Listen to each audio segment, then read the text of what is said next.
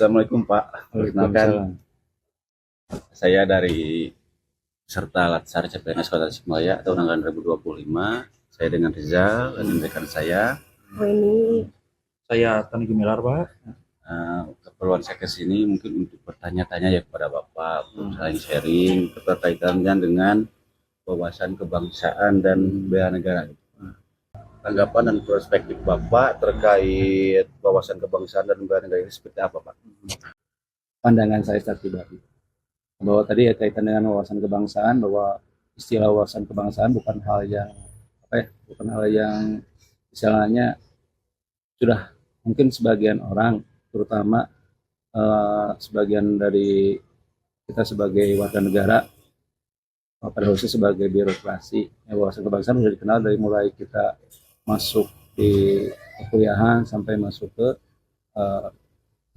ASN itu sendiri. Bahwa dulu kita memandang wawasan kebangsaan sebagai di luar birokrasi, kita memandang bahwa wawasan kebangsaan itu ya secara umum. Bahwa kita memandang bagaimana negara kita secara utuh. Ya kita hanya memandang sebagai negara sebagai sebuah kesatuan yang utuh dari segi apa. Misalkan dari sudut pandang manapun kita memandang itu sebagai sebuah kesatuan. Tapi ketika kita memandang wawasan kebangsaan sebagai seorang birokrasi, bahwa itu akan ada semacam batasan-batasan ketika memandang itu. Yang salah satunya mungkin kita akan lebih ke dalam melihat itu. Jadi caranya kita bagaimana kita sebagai ASN bisa mendukung terwujudnya wawasan kebangsaan itu. Jadi kita memandang wawasan kebangsaan, salah satunya paling sederhana adalah bagaimana menjalankan semua program pemerintah agar berjalan dengan lancar dan sukses di masyarakat. Karena posisi saya sebagai ASN sekarang ya, berarti bentuk bela negara kita ya salah satunya menjalankan apa yang menjadi kebijakan dari yang dikeluarkan oleh ya kalau kita kan dari pemerintah pusat ya berjenjang lah, pemerintah pusat, provinsi sampai ke kota, ataupun kalau sekarang atasan saya adalah camat, atasan langsung. Jadi salah satu bentuk yang tadi kembali lagi yang paling sederhana, yang bagaimana caranya kita bisa melaksanakan apa yang ditugaskan oleh atasan langsung paling sederhana agar sesuai dengan apa yang dikehendaki oleh beliau. Isu yang muncul tiap tahun adalah yang tidak jauh dari masalah sampah dan stunting. Nah, kalau masalah stunting sebenarnya dua-duanya ada dua peristiwa yang sama, bahwa itu tidak bisa diselesaikan, istilahnya masalah itu tidak bisa selesai gitu. Tapi itu paling bisa meminimalisir masalah, karena kalau kita kaitan dengan sampah, pertama bahwa sepuh mah selama manusia hidup masalah sampah bakal terus muncul, akan nyampah terus sama masyarakatnya. Cuma bagaimana caranya bahwa masalah sampah itu tidak menjadi masalah besar di masyarakat. Nah, salah satunya dengan munculnya inovasi-inovasi yang dikeluarkan baik dari operator teknis maupun dari masyarakat. Nah, kedepannya juga ini menjadi PR besar juga, karena sampai saat ini terutama khususnya di wilayah kelurahan juga sampai saat ini kami belum bisa menuntaskan masalah itu, karena sudah 3 tahun kita berturut-turut melaksanakan program pembinaan masalah sampah, tetap aja bahwa sampah itu menjadi masalah di masyarakat. Tapi kalau dibandingkan dengan di kota dan khususnya di lingkungan Kawalu, bahwa masalah sampah itu sebenarnya bukan masalah utama, karena memang kontribusi sampah yang dikeluarkan oleh masyarakat di wilayah rada nyisi secara volume tidak terlalu banyak. Justru yang jadi masalah itu di kota-kota besar lah, karena produksi sampahnya kan banyak. Nah, makanya ketika pengelolaannya antara yang di kota dengan di daerah pesisir itu akan ada sedikit berbeda gitu. Cuma yang menjadi prinsip dasarnya adalah sama, bahwa itu kembali ke kebiasaan lah, ke mental dari masyarakat itu sendiri, masalah sampah. Masalah yang muncul tiap tahun yang belum selesai sampai saat ini adalah masalah sampah. Sedangkan bukan tidak hanya sosialisasi aja, jadi setiap tahun kita berupaya untuk bagaimana menanggulangi masalah itu. Kalau sosialisasi mah udah banyak media sekarang, apalagi udah ada medsos ya, Ya, udah gampang lah. Tapi tadi bagaimana bahwa implementasi itu dibuktikan dan aktualisasi di misalkan dalam bentuk program yang tadi. Bahwa sekarang setiap kelurahan dalam dana kelurahan harus menunjukkan kegiatan kaitan dengan penanggulangan masalah sampah. Karena ini kan karena masalah sampah sudah masalah global, pasti semua orang pasti berlomba-lomba untuk bagaimana cara menyelesaikan masalah itu. Jadi kebanyakan kita kan mengadopsi yang sudah ada, jadi lebih ke inovasi. Nah, jadi sekarang mah kalau tataran sosialisasi mah totong ditaruh sih lah, sudah berjalan, malah sudah masif lah gitu. Jadi selesaikan masalah sampah di lingkungan terkecil, ya di lingkungan rumah tangga. Salah satu yang paling sederhana, Bu ini kita ngangin pilah sampah di rumah tangga itu termasuk Abi. Mungkin yang saya tangkap tadi ya, yang pada intinya tetap kita kembali lagi pada kesadaran diri dan kita harus bisa ikut menyadarkan orang lain juga terkait sampah khususnya. Terima kasih atas waktunya. Mohon maaf diganggu Terima malam-malam. kasih banyak, Jawabannya Bapak. tidak memuaskan. Ya, Sangat memuaskan. Pak. Mohon Terima izin kasih juga banyak. nanti kita upload di di YouTube. posting. Iya. Izin dokumentasi. Buat tugas, Bapak. Tapi dia editnya diperhalus. Siap, Bapak. Tenang. Ya, Bu. Terima kasih Pak. Ya, terima kasih banyak Bapak. Terima kasih, Bapak. Ibu, apa yang ketahui tentang wawasan kebangsaan dan bela negara? Menurut Ibu aja. Wawasan kebangsaan itu bagaimana cara pandang kita terhadap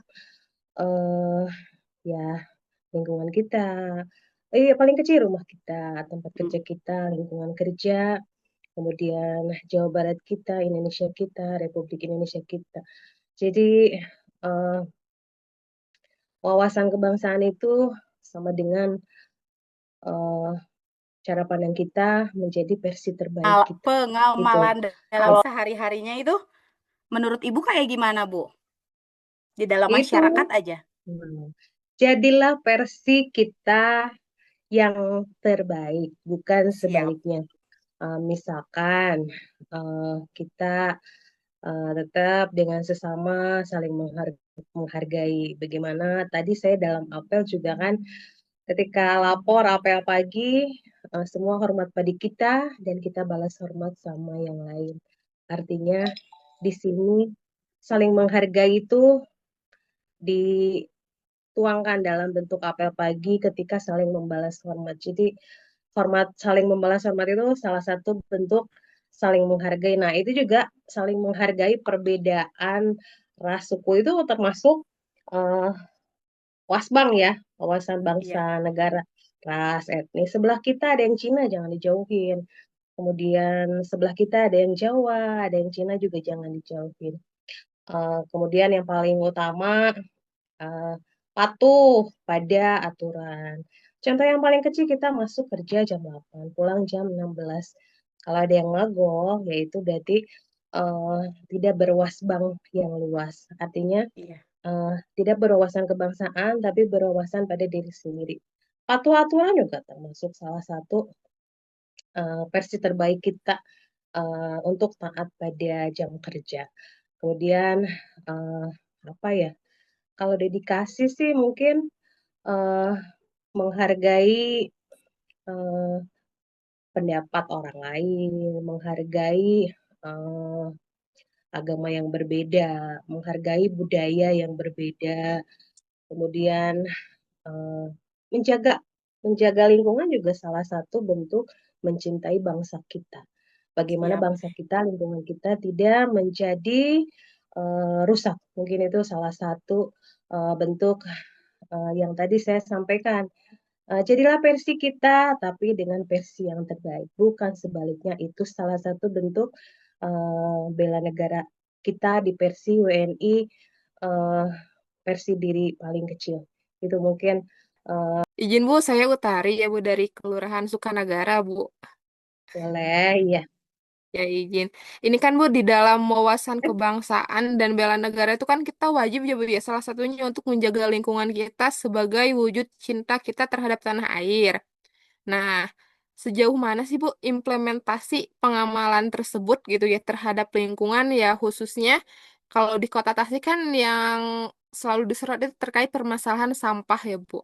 Ya, kita nggak boleh buang sampah sembarangan. Nanti kalau buang sampah sembarangan, kenapa coba banjir? Yaitu salah satu bentuk wawasan kita dalam kehidupan sehari-hari kaitan sama lingkungan. Tidak buang sampah sembarangan nanti menyebabkan banjir.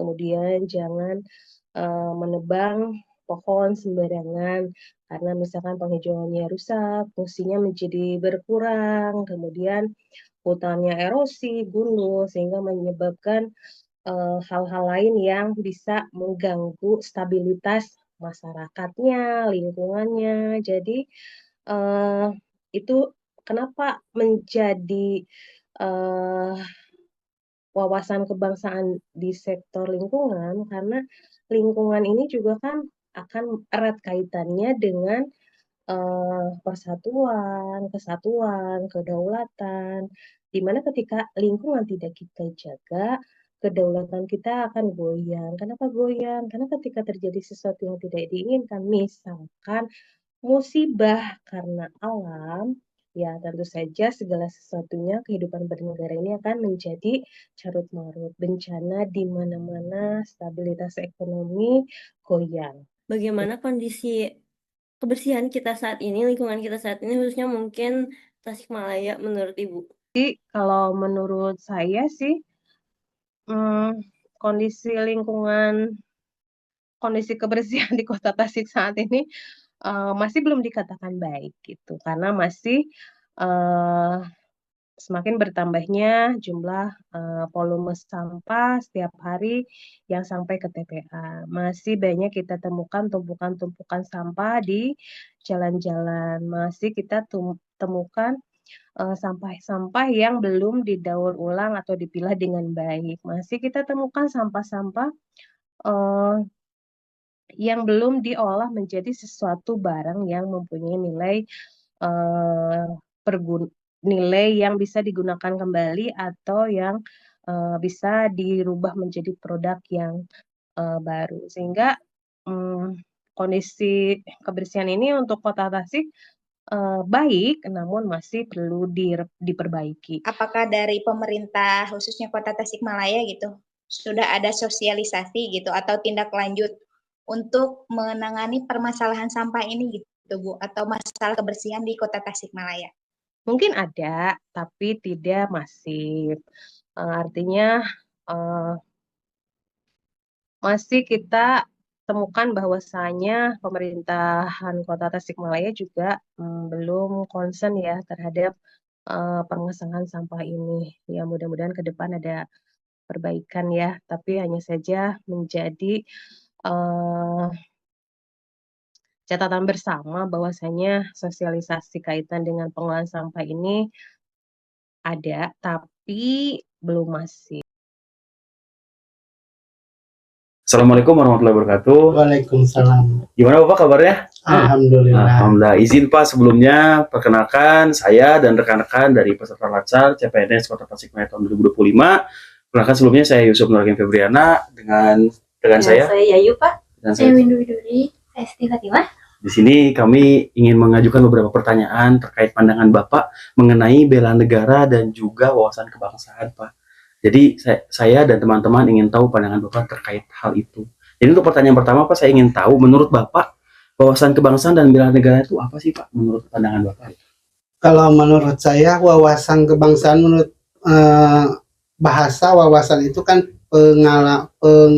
pemahaman atau cara pandang kita terhadap suatu bangsa, bagaimana kita tindak lanjut terhadap bangsa gitu.